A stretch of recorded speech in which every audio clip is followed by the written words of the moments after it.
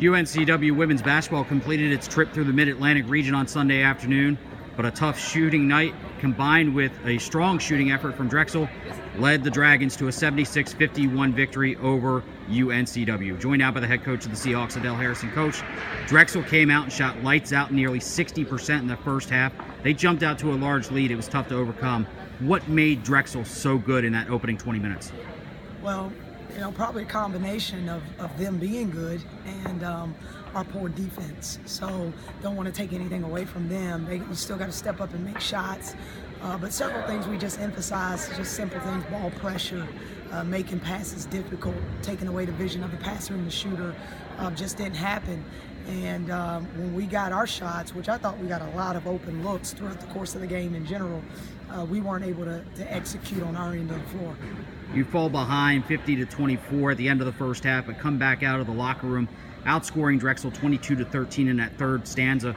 You got to be proud of the team's ability to bounce back, forget that first 20 minutes, and really battle in the second half.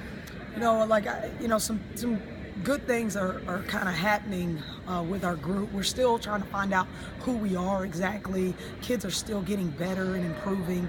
I thought Janae Williams' play was really, really good for us to see for the first time this year. Vice versa. Yes, last Friday night's game, Jenny DeGraff's play was really good to see. So we're just still trying to figure out who we are, really. And that's a good thing that our kids are continuing to improve and get better. But Megan Creighton, we get that thing close, trying to get it under 15, and she hits a big three, and give her credit. Again, you got to step up and make them. Jasmine Steele had another solid game against Drexel. She seems to have done that throughout her career. What kind of a spark does she give you off the bench over the last couple of weeks? Huge spark. I mean, her speed.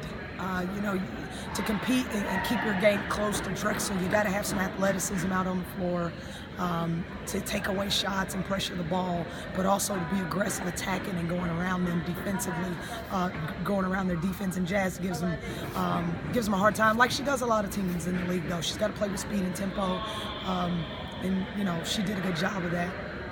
You return home now to face JMU and Hofstra next weekend, a pair of games in Trask Coliseum.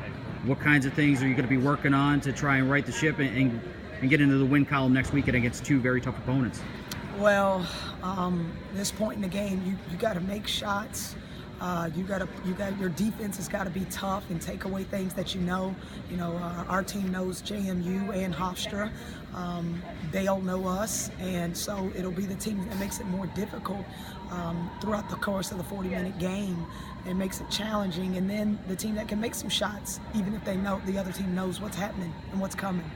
Coach, thanks for the time. We'll chat with you again on Friday. Thanks, Ru.